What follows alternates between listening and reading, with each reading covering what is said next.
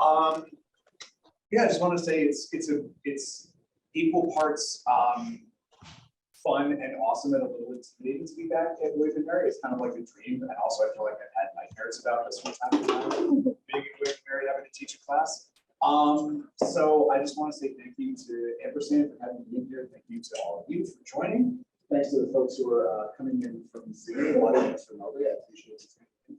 And I was going to do kind of a fairly informal thing. I wanted to give everyone sort of my general spiel about getting into the world of podcasting. And I figured we could just do a little brainstorming, because I imagine that there's probably a lot of people who showed up at this event thinking, oh, I have an idea for this. And maybe we can kind of workshop it and develop it. But first, as mentioned, I'm not a pro driving.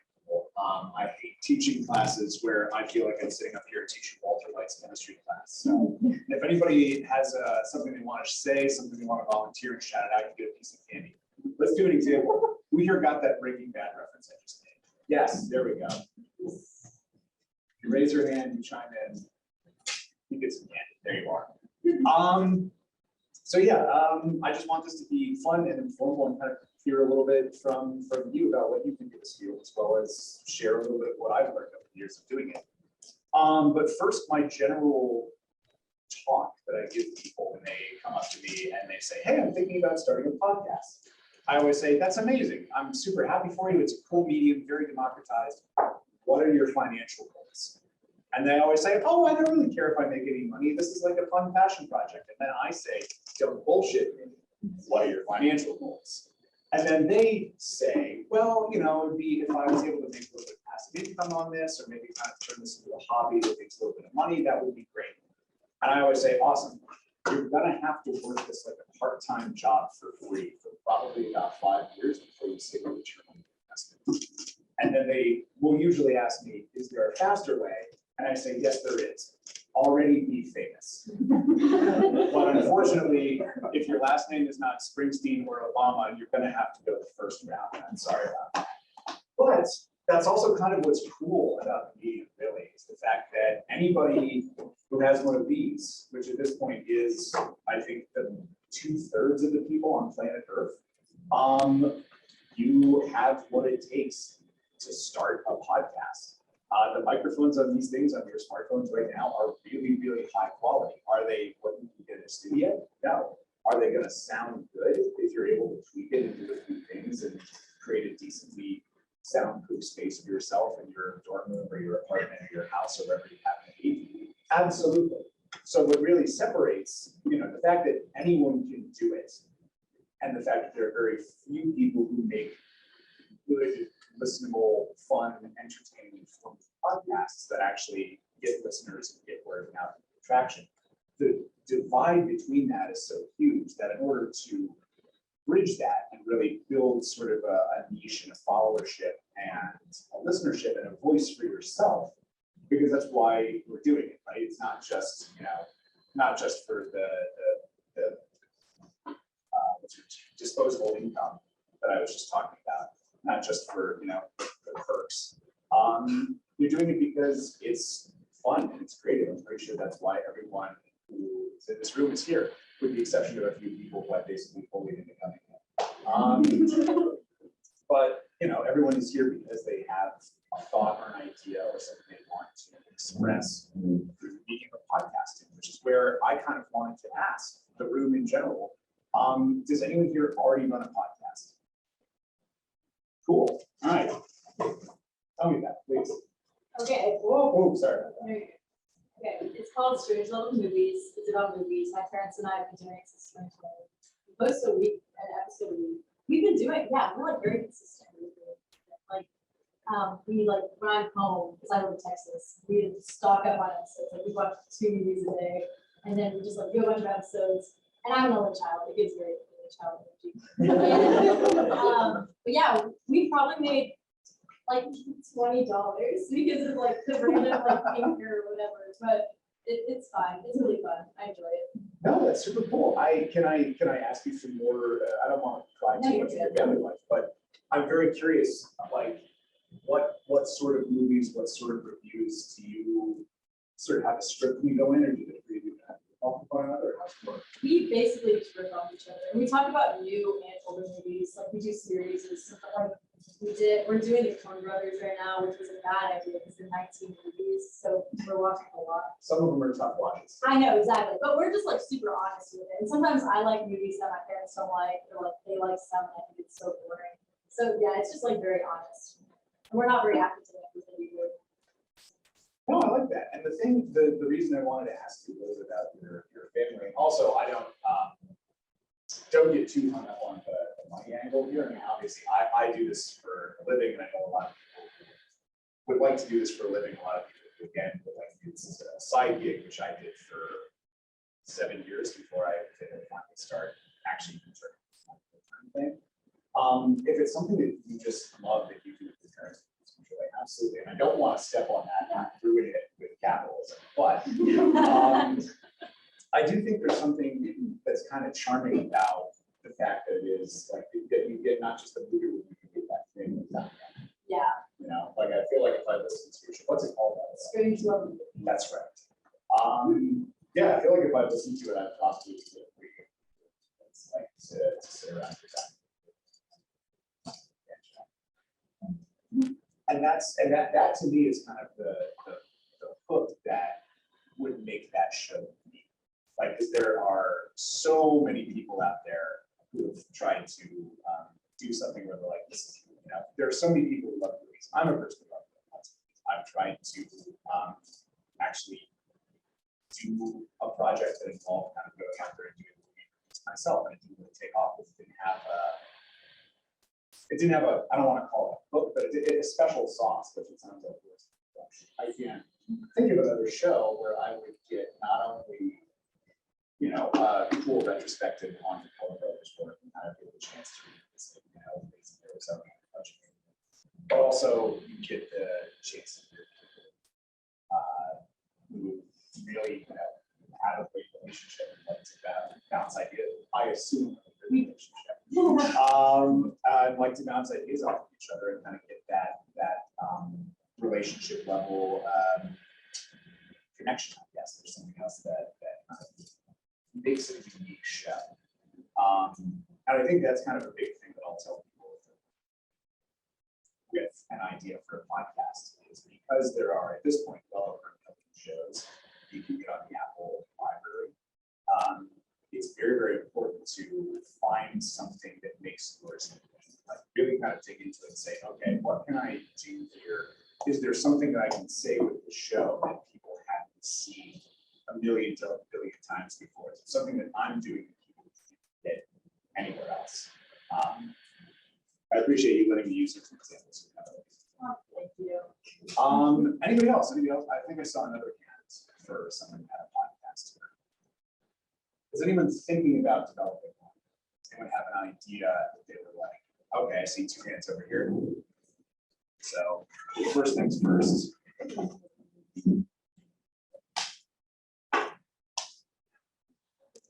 She was too fast for you. Yeah. What's your show about? What do y'all think about?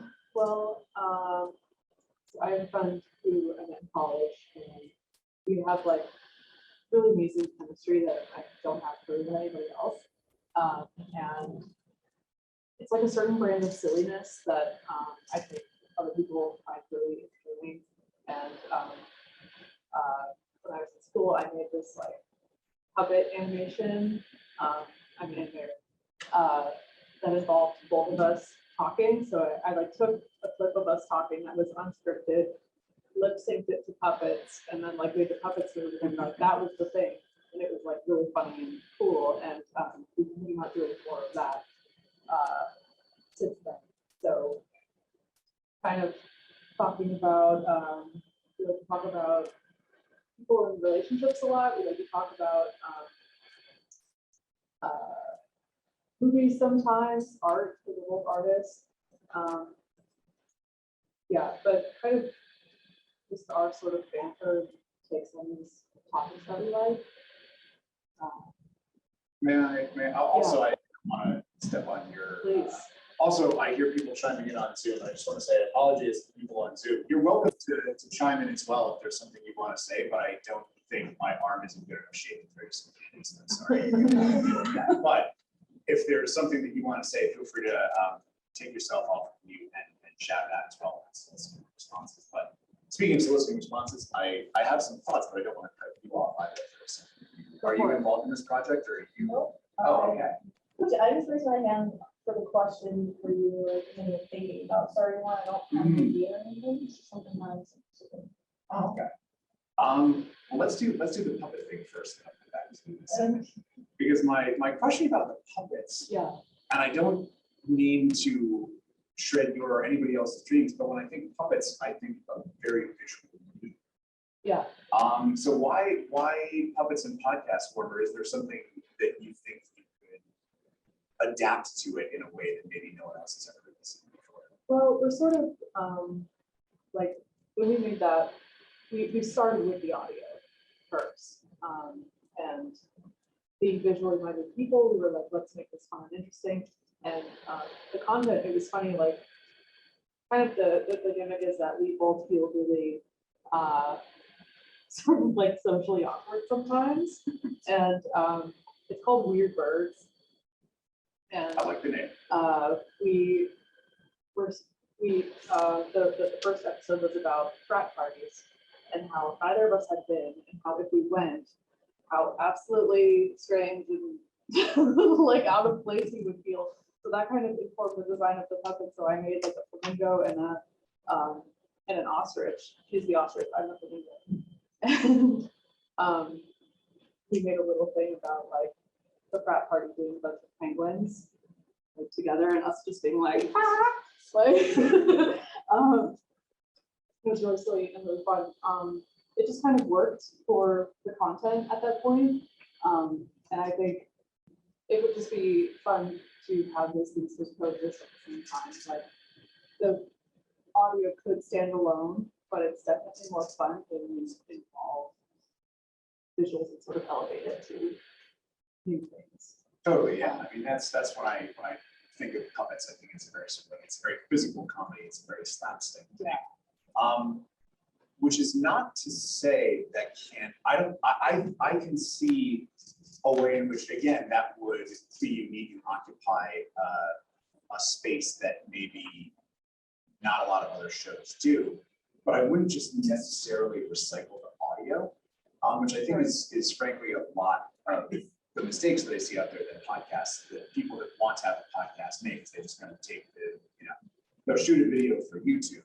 They'll take a lot of the audio and be like, oh, well, we can just repurpose this. This is, the giblets that we have left over after making this video basically.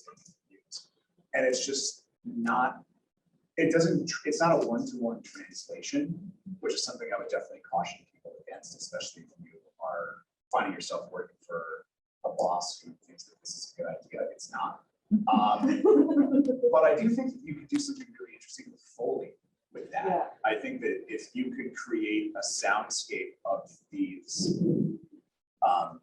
humanoid birds, I love the idea of just like a frat party is just a bunch of penguins that you can hear just doing like thing in the background. I think that would be really excellent. I would absolutely listen to that podcast. That would be a lot of fun. And that's oh my gosh, I totally lost my place. I'm so sorry. There was an example that I was going to piggyback off of yours to talk about something else. I can't remember. It's actually just the going off of my earlier point, which is that it's not podcasting not being a visual medium means that there is a lot of the barrier to entry is a lot lower because cameras and whatnot, but it also gives you a real chance to kind of get creative, like sound design and things like that, and just creating. I worked with someone once who was building a podcast and discovered that this, if you put a bunch of rocks in a tin can and twist it, it sounds exactly like a horse chewing on oats. So yeah. So just fun stuff like that. And honestly, that sounds, if you were the puppet inclined people that I know, puppet people like to make them out of just household items, and I feel like that's part of the fun. So something like that. And now, Gesundheit, I waited until you were going to do that to call on. I'd like to hear a little bit about your idea, if you don't mind sharing. I don't have an idea, I raised my hand as, just, I thought I was interested in it. All right, what interests you about it? I like listening to them. Whenever I'm in the car, it's my go-to to listen to them. It's always in podcasts instead of listening to music. It racks my brain more. And specifically when it comes to fandoms I'm interested in, there's always a podcast that talk about it. I don't know people in real life that are interested in what I'm interested in. And I look at podcasts because it's kind of like having a conversation, but I'm not actually talking. So is there a particular fandom that you feel is fairly left out of the discussion? No, can't think of. Okay. I'm not sure if that means the same. Oh, okay. All right. Thank you. I appreciate it. I mean, there is a ton of market for that, to be sure. A friend of mine in New York runs Con and a bunch of other fan con things, and her podcast it sort of grew out of like the whole fan too. The Harry Potter space is both crowded and problematic, so I would kind of advise people away from exploring that right now. But I would say there's definitely a space for that if you're the sort of person who's willing to go depth, or it sounds like the one that you enjoy are like the deep dives, right? Yeah. I also listened to a lot of the Poly stuff a while ago. Yeah, especially the one that there's Carlos.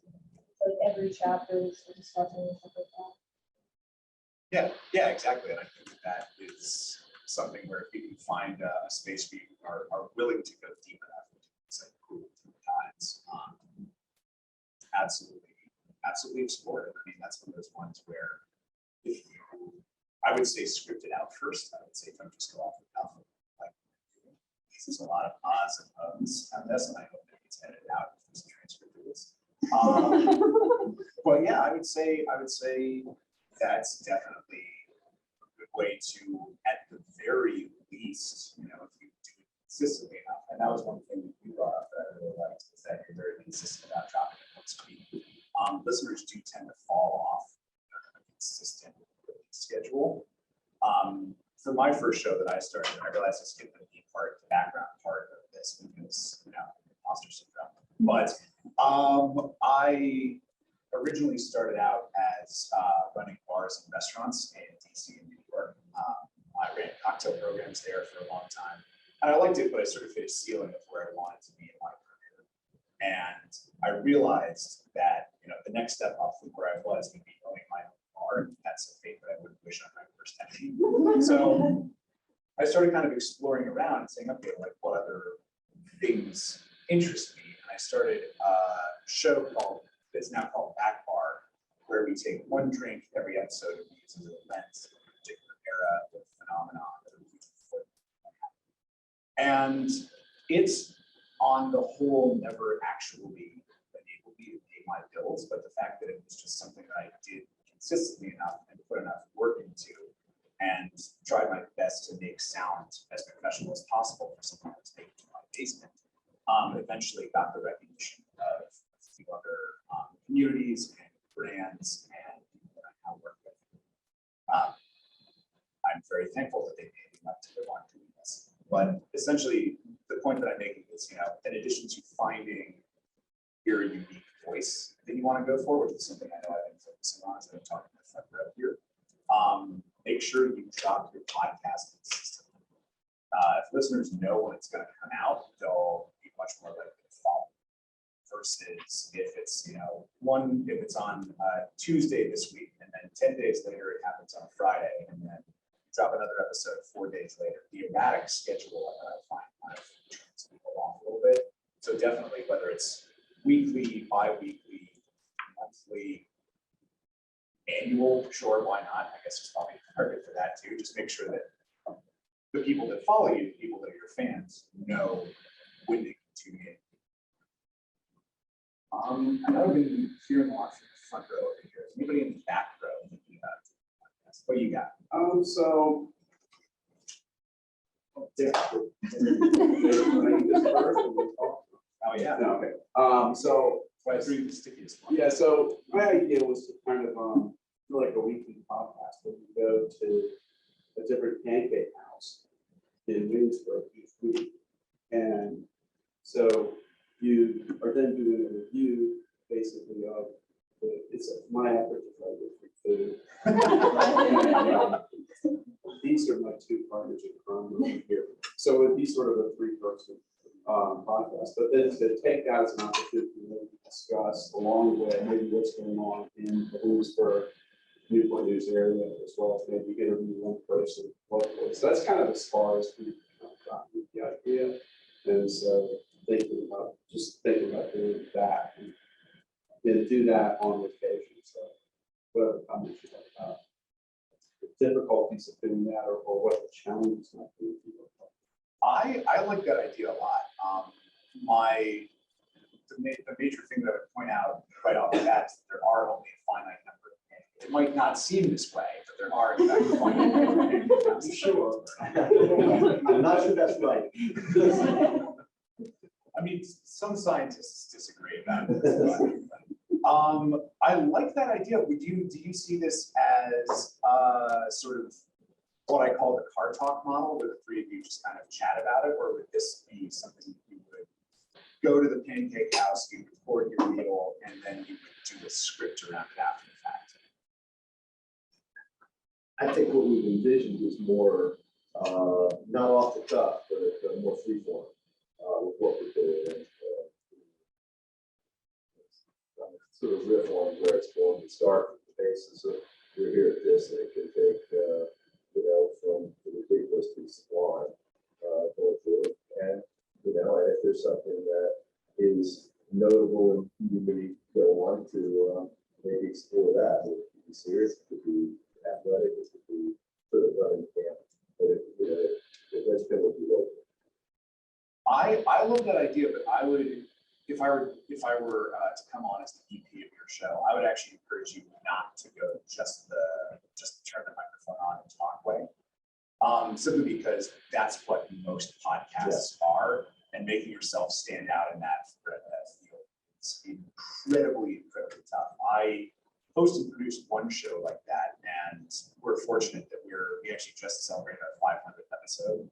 So we're fortunate that we've been in space for long enough that we kind of occupy a spot in everyone's mind when they think of like podcasts. But breaking into that sphere as people that are just going to turn the microphone on and chat and then turn it off is incredibly difficult to gain traction, and also kind of, for me, for where I'm coming from, do and say something that you couldn't just, overhear at a pancake house, for example.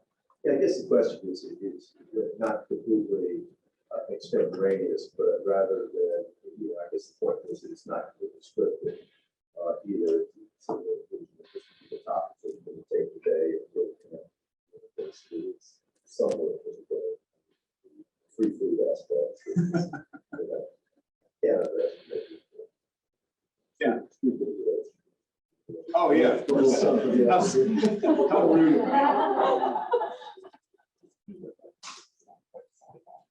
me.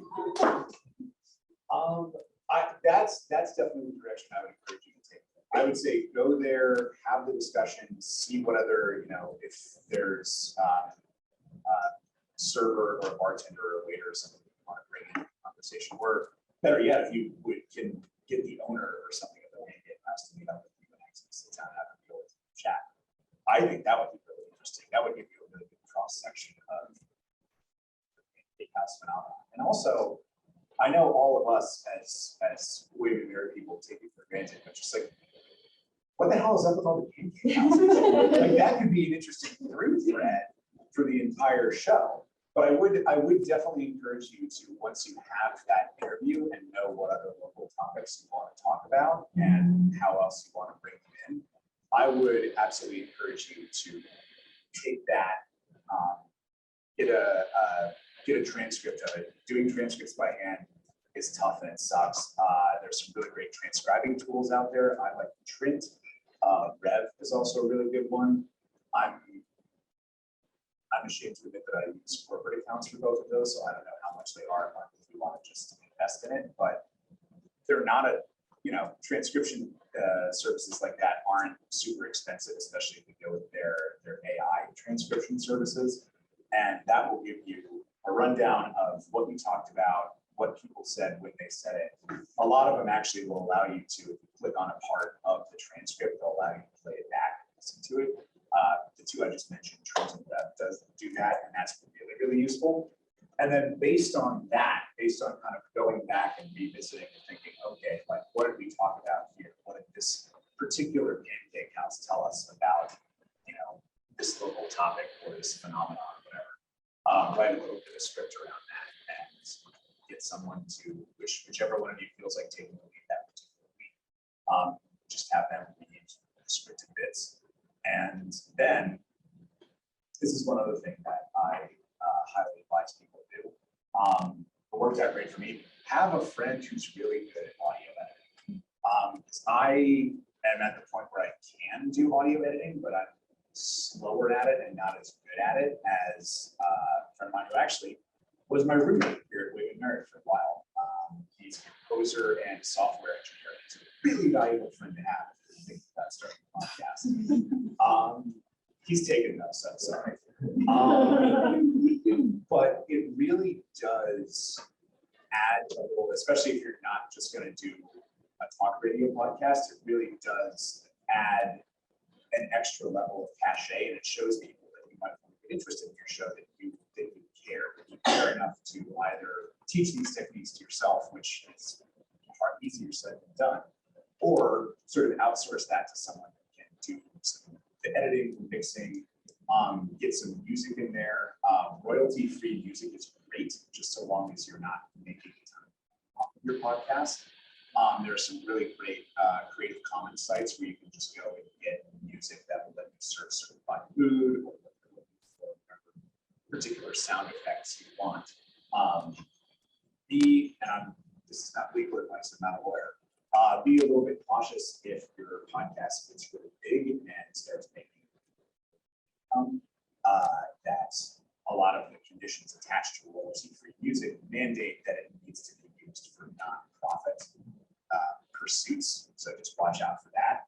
But adding those extra little things, adding some really smooth editing, adding in some well-placed music, having a recognizable sort of intro and outro to it, that can really, really elevate your show from the 99% of podcasts that all sound more or less the same, up to the ones that actually have that polish and that voice and something to say. Any questions about that so far? I know I dropped a whole bunch of thoughts about editing, composing, music, all of that. Because this is also a good time for me to talk more about the art of post-production, but unless anyone has any questions, I can just Or do you think there's any music that's like, stay away because those in the know are gonna say, oh, that's the thing that we've heard in terms of a dozen times already or something? Like, are there any that are so cliched that they're like, they become the go-to of? Don't use anything that sounds like it might have been picked by Ira Glass. I feel like that's my only advice to that, because everyone, I feel like if most people, if they can name 3 podcasts, one of them is probably going to be This American Life. So kind of shy away from anything that has that kind of sort of clinky music to it. I think that is a niche that the folks at TAL have kind of stuck their flag into and claim as theirs. But other than that, I'd say just whatever suits the mood that you're trying to go for as the creator. I mean, that's a cool thing about podcasting, is that you don't have to answer to an executive producer who's concerned about the bottom line for the show. You can really just develop it as long as you're doing this as sort of a personal project into whatever. And Caitlin, of course, you right here. Let me see if I can just kind of frisbee it over. Sorry. I appreciate it. You're welcome. How much candy did it cost you to keep your roommate as your audio engineer? Quite a bit. Although it was grown-up candy, by which I mean whiskey, but yes, that's pretty much it. Welcome, folks. Thank you so much for joining us. Hi. We're just talking a little bit about, we're doing a little workshopping, brainstorming here around some ideas that people have about podcasts that might already have or might be thinking about starting. So if there's anything that you have on your mind, if you have a podcast or there's an idea that's just burning a hole in your brain, feel free to shout it out. Okay. I mean, I do one, so I work in the film industry. So interviewing other crew members about their experiences on set. This one. Cool. Is it sounds like just kind of an informal thing, you sort of go up to people and I'm guessing about a 10-ish minute runtime for each one, just kind of a, hey, what's your job on set kind of thing? More I've actually, so I've done a couple of interviews with people and done them like about an hour long. It's sort of like going over like career or like what are people's specialties. So like one group was figures taking care of dad, and someone said to be a father and have a family while also working sort of like the long hours in film. Another one was about people who are doing like independent shorts, and so like what drives them to make their shorts and stuff like that. Oh, that's kind of cool. But these are, so it's sort of it's a very quick, hey, well, you've got a minute, let me catch you kind of podcast basically. These like full, you sit down with people for an hour and each hour. This is like sitting down for people. It's like sitting down with like the sort of conversation you have like years of people at the end of the night talking their like career highlights and sort of get people talking about themselves. Because you see a lot of interviews with like cinematographers and directors. These are more like the gaffers, the production assistants, and the people you don't always see on a show like this. That's kind of cool. Who's the, do you have, and I think I missed an important step. Is this a podcast which already exists or an idea that you have? Idea that I have, hoping to make it exist soon. Ah, okay. So do you mind if I kind of give you some thoughts on kind of where it's going? Because I was saying earlier to folks here that shows where people sit down and just flip the recorder on and talk for an hour and then flip the recorder off and hear that, those are everywhere and they're kind of a dime a dozen. So I think that in order to get an audience, a following for your show, you really have to find a way for it to stand out. I would almost, for yours, I would perhaps encourage you to think about maybe doing them as these like very short snippets to try and catch people, maybe not, because also pinning people down for interviews is very, very difficult in this day and age. And you said you worked on the film sets. Yeah. Right? So I think what could be interesting is if you just had little slices of life where people could sit in and feel like they were on the film set themselves. If the gaffer just isn't, I actually don't know what a gaffer does, but I always enjoy pointing them out in the credits. It's like, yeah, that guy's gaffer.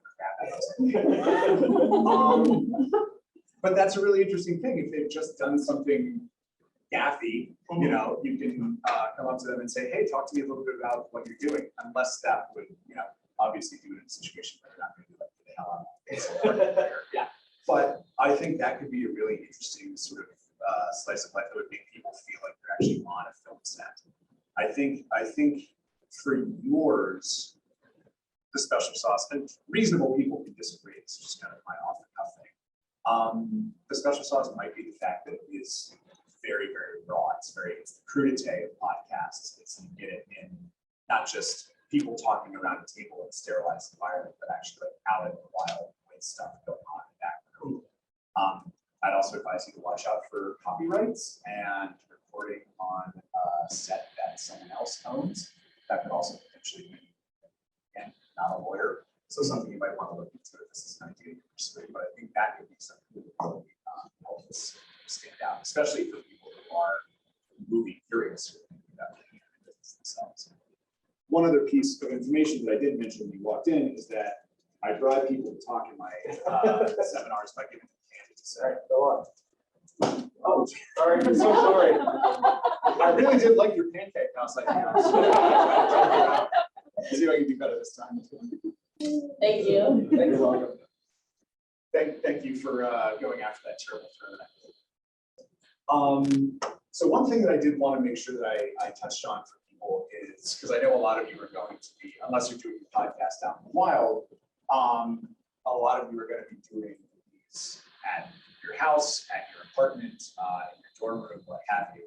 And just to give a few tips about soundproofing, generally when you, like I was saying earlier, you don't need a fancy microphone to make your podcast sound really good.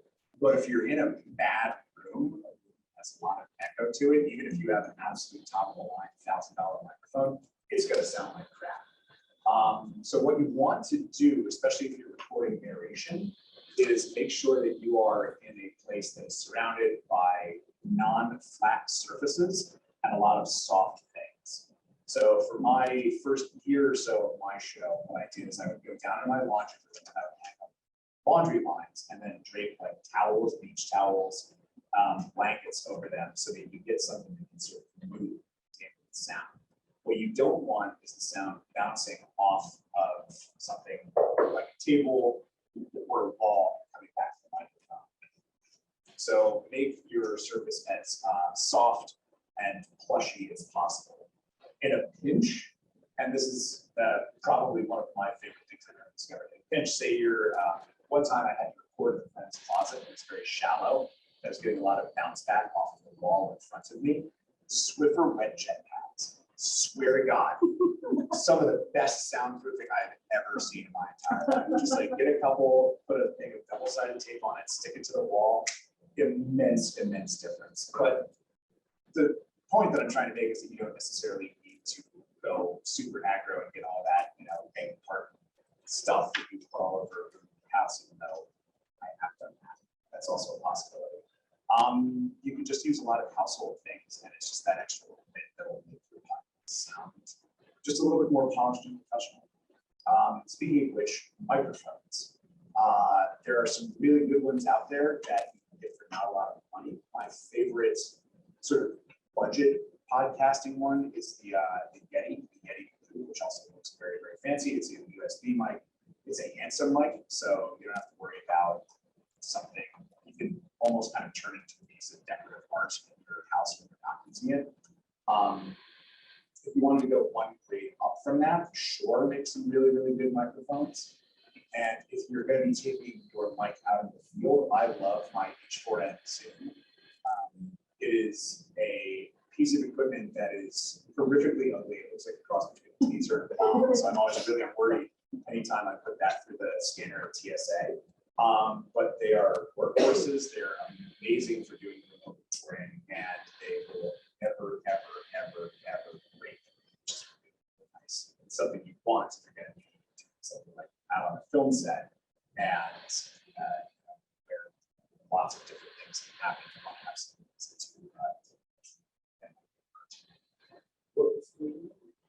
that is so I have the H4n Zoom. I have a really old model of it. I'm not sure if they have upgraded since then.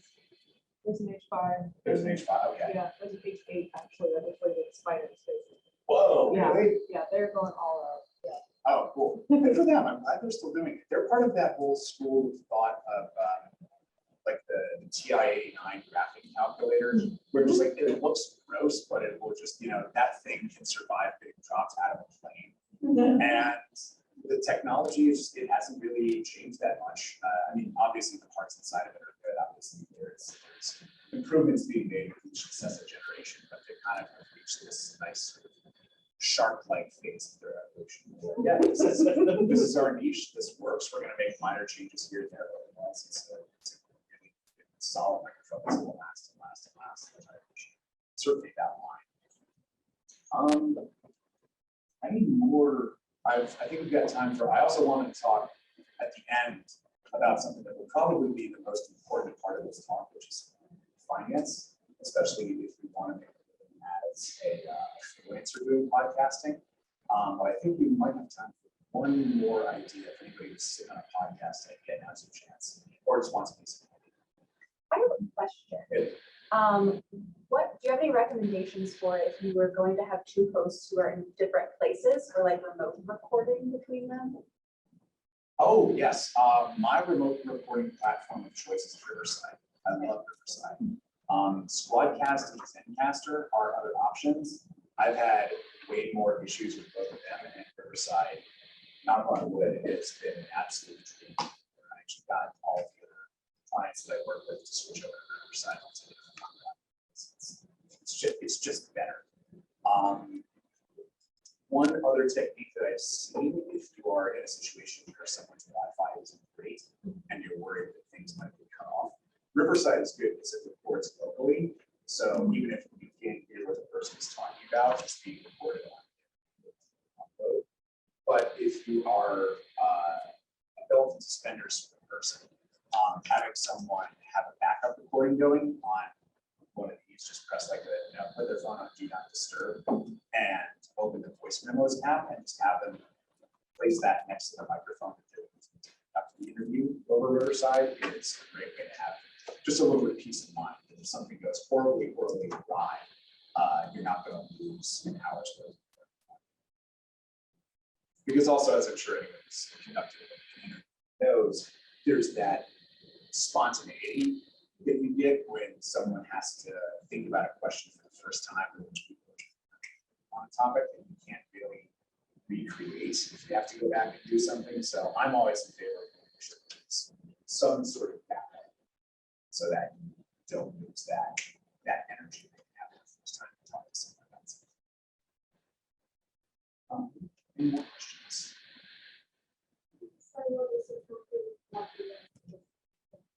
Good question.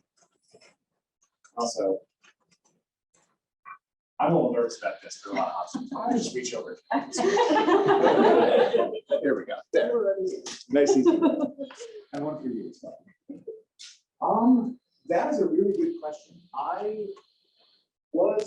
My understanding for a long time was that the sweet spot for a show is around 35 minutes because that is like an hour share. Now that more people are working remote, obviously that's statistic isn't.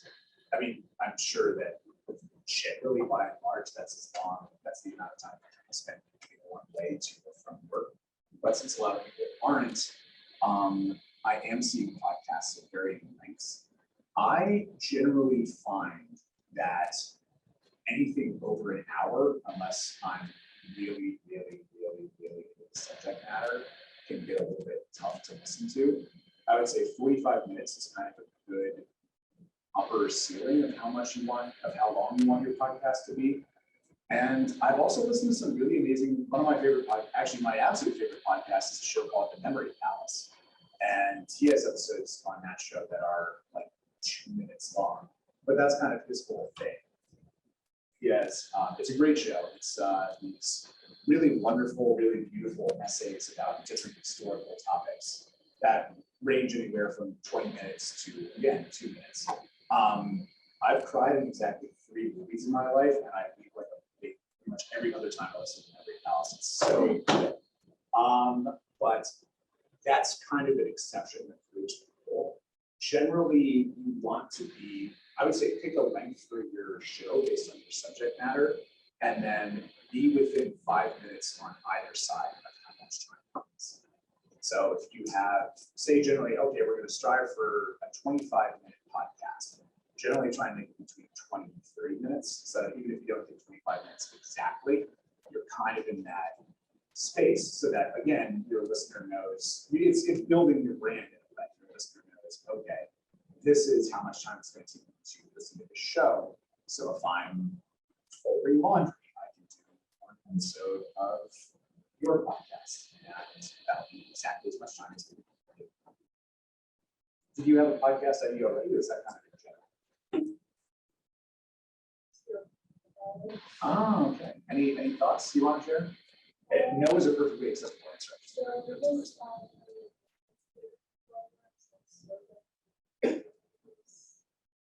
From that thing, and I'm also very curious. Some of them is, I'm just in general very curious about, like some of the relatively more significant events, a lot of people are thinking, so try to get activists talking about what would you have to say. But like it's still, I would say. Okay, I mean, so it's, but it's definitely, it sounds like the social justice aspect of it too. I mean, I think there's definitely an appetite for that. We need more of it, frankly, not less. For something like that, do you see it in your head as more of a talk radio podcast or something that's more scripted and polished, kind of those pancake house folks out there, where there is an interview element to it, but you have a script. I don't think I would just like ask them questions and be forced from this real yes because not that much. But I guess I won't also, I guess I would give them like questions they can prepare beforehand. But also I need to view questions on how to get answers. So I guess that. Because that's also what I did. Okay. I mean, I think that's definitely, I mean, it seems to me like because you're in the phase where you're still, figuring this out, I would say if this is a project you do for journalism class, is this what the thing that you're working on? That's a really. Oh, okay. But I guess what I'm saying is like, if this is a thing you're doing anyway, you're gonna generate this raw material. I would say don't get too hung up on what it could be. I'd say just get the raw material. This kind of like somewhere it's taken. Shoot, this one.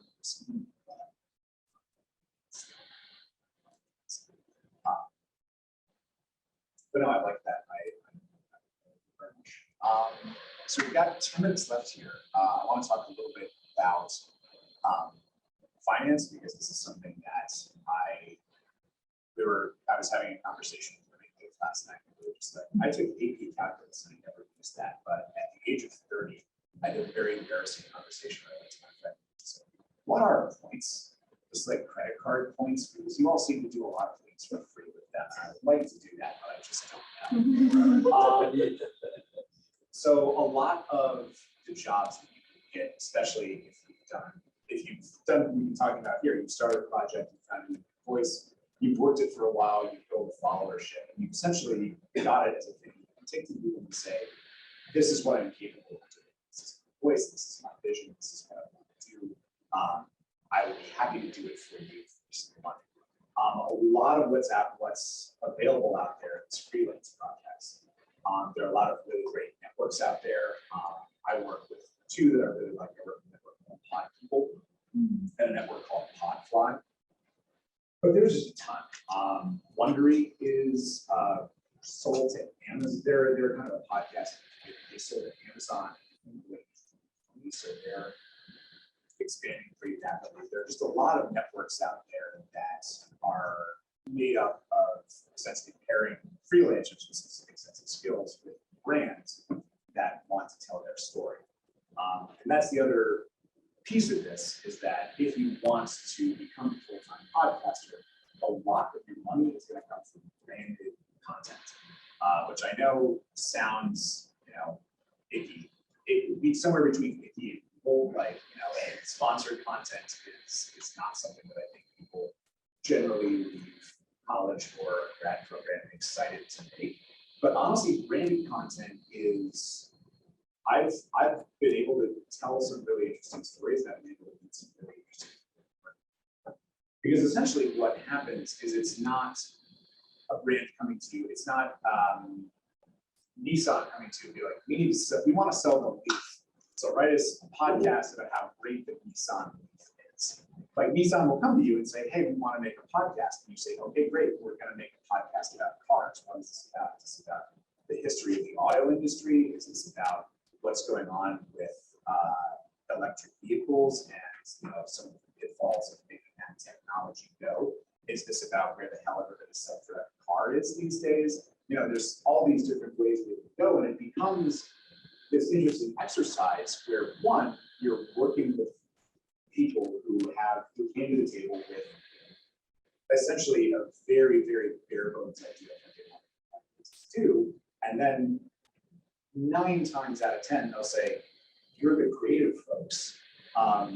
You guys just take it from here and do what you want. Like that's what we're paying you to do. We're paying you to expertise and take these stories and tell them in a way that's interesting and fun and resonates with their listeners. Case in point, I run a show with an engineering company called Testing 123. It's about the testing industry. And last summer we were doing a story about testing medical equipment, which is an interesting story to be sure, because, you know, medical equipment on the one hand, you want to test the hell out of it because, you know, if it's a piece of technology that's essentially going inside someone's body, you want to make really sure that it works. But on the other hand, you don't want to test too much, because then, you know, if you say to someone, oh, great, this piece of technology will be ready in 9 months, a lot of patients will be like, cool, I don't have that amount of time. So where do you find that balance? That being said, engineering and healthcare put together is not a particularly fascinating thing at the surface level, at least. So what I did is I decided that instead of doing kind of a normal episode, I wrote the entire thing as a daytime TV hospital drama, complete with a fake commercial for a piece of testing equipment that I wrote. And I'd say about 20% of me, when I turned that draft into the client, was sure that they were going to email me back and say, are you fucking kidding me? This is a joke, right? Do this again.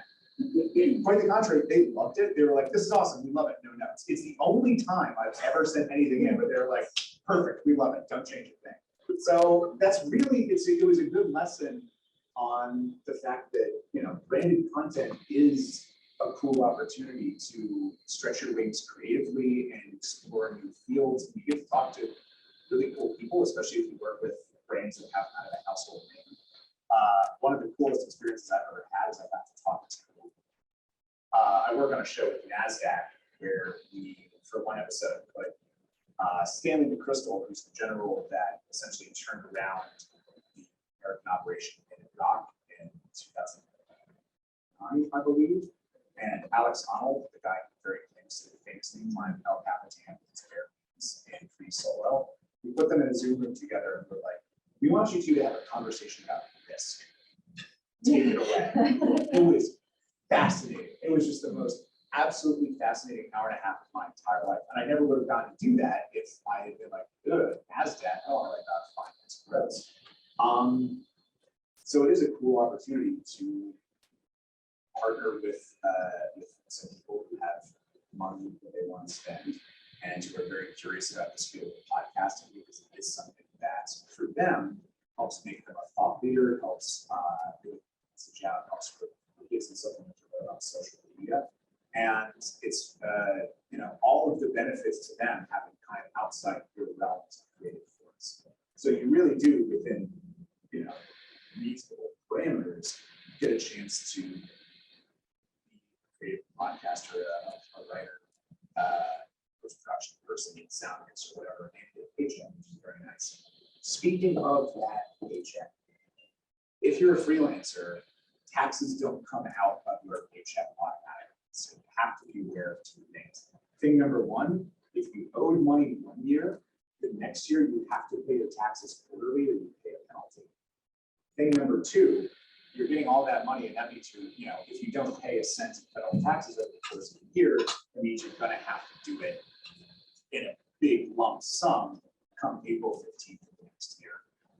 My strategy is twofold. I'd say one, get a high yield savings account and make sure that you put aside at least 20% of every paycheck into that. That way it earns a little bit of interest for you. There are a lot of really great, just do a little research there. This is actually a field that a lot of banks and credit cards are getting into right now. Honestly, find one that has a really good interest rate, because a lot of these places are either cutting back on brick and mortar locations or just don't have them, so they can offer these perks to their members.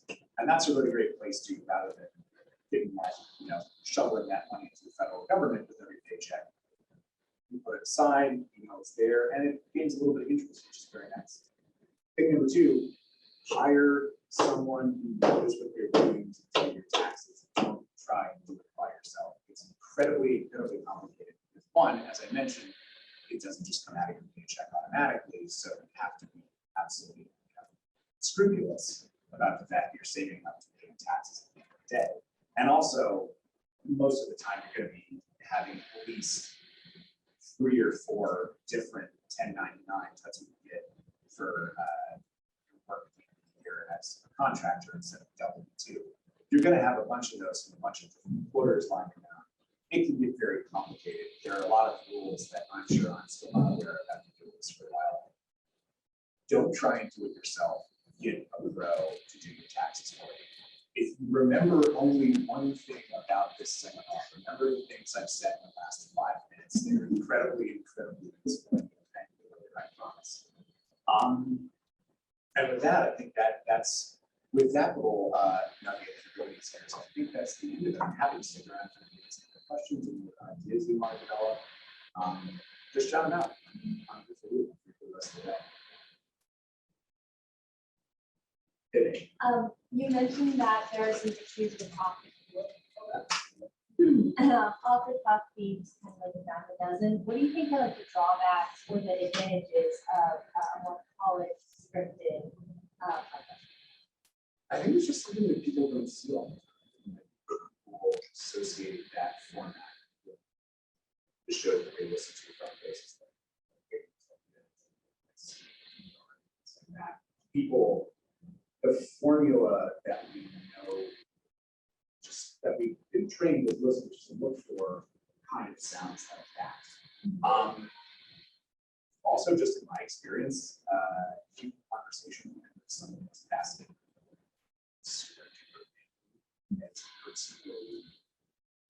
If you just play it front to back, it's not generally, with the exception of, when you get the guy behind a 300-foot granite wall, his fingertips, it can be a tough listen sometimes.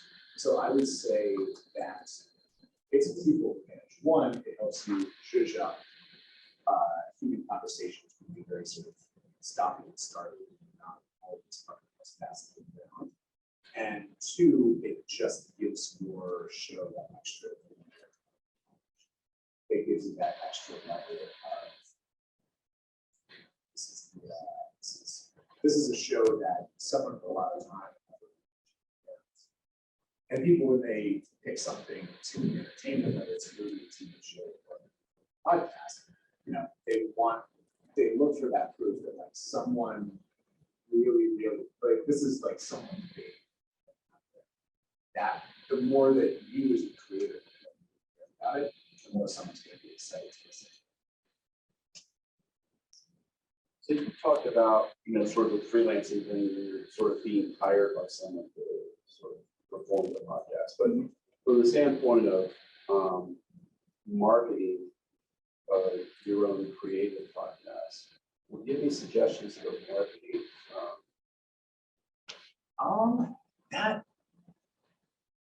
It's really be upbeat. I wish I could do better than that. I mean, obviously there are networking strategies out there. Go to as many seminars and conferences as you can, not just podcasting conferences. Although there's a really cool one that happens annually called Podcasting. That's a lot of fun. That's where a lot of moves and shapers go. That's like networking nirvana for podcasters. That's happening in August this spring in Denver, which I'm really excited about. But also go to, I don't know if there are pancake house conventions, but go to, or even like a restaurateur's convention. And rub elbows with people like that. Get to know other people who are kind of working in the space. As a friend of mine likes to say, life is an apple pie eating contest, but the pie is more pie. So essentially, the more you network and the more you get your name out there with people who are more likely to listen to you, the more you're gonna, hey, like, why don't you come on our podcast and talk about this? And then they'll put you in touch with someone that maybe this is their show. I mean, essentially just talking about what happened to me. And then from there, that will let you other people just be shameless about networking and putting your podcast in the mission.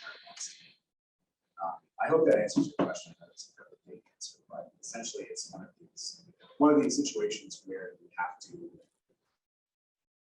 it takes much work to put yourself in a position where you can and get that break, get that one person that says, wow, this is really cool. I want to feature this episode on my show or do a cross promo or something like that. So keep following these opportunities out. You have like is it possible for us to email you? We Oh my God, yeah, no, I would love that. have email addresses in the material. Um. I Caitlin? don't think so. We've all just been Um, sticking, Yeah, here, I sticking it can- on the whiteboard Yeah, I'll throw or it up on my like whiteboard giving over out to, yeah. But yeah, feel free to email me. Take this with me in case there are more questions. Actually, just preemptively, because this is bad last time, I saw you had a question. Thank you. You're welcome. Yeah, I was gonna ask, apologies, we've already went over this, but can you talk a little bit about distribution and how much costs that hosts, and what that, but how do you actually get your podcast onto a service like Apple and Spotify and out there in the world? Good question. So most website builder platforms now, your Squarespaces, which if anyone here is a podcast fan, you've definitely heard of Squarespace.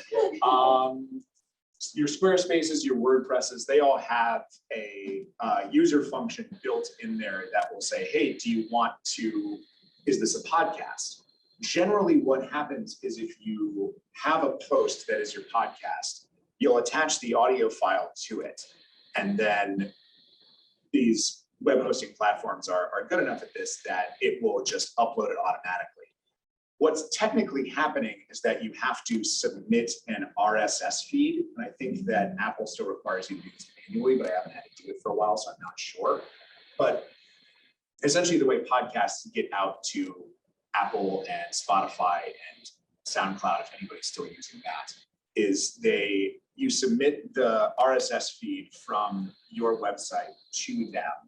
They will generally, I think Spotify takes you right away. Apple, they say, give us 24 to 72 hours to review it and just make sure that everything, this isn't an obvious copyright infringement and, it's not egregiously obscene and it's up to our standards of podcasting.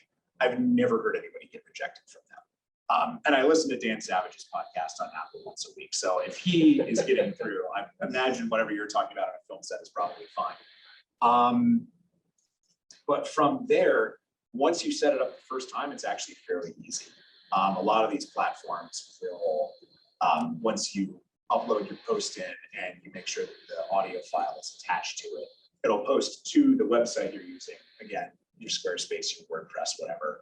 And then that will automatically, through their software, send that to Apple and Spotify. It usually appears there within a couple hours. And so those fees that are associated with that are taken to what you pay for the website? Yep. Oh, wow. Yeah. Generally, I mean, most website builders that I know of these days, they've got this stuff built in because podcasting is so ludicrously popular that they are aware that a lot of people that come to their web pages to build a website aren't going to be making a podcast. So it's super user friendly. Even I can figure it out. So that should help you out. Thank you. No worries. And y'all are going to have to forgive me because I'm one of those people who can't write and talk at the same time. It took me a lot of practice to perfect saying that while I write other stuff. But now that I've finished writing my email address up there, yeah, feel free to shoot me an email if anybody wants. Any more questions about anything we've talked about so far? Podcasting, how you get your show out there, building an audience, high interest savings accounts. I've really become a huge expert on that. Thanks to my work as a podcaster. How's your points process going? It's coming along. It's coming along. Yeah, the other thing is, don't ever buy anything with a debit card. Get a good credit card, get those points. It makes it very, very easy, especially if you're going to be traveling for work. Put things on your card and then you can travel for you. If you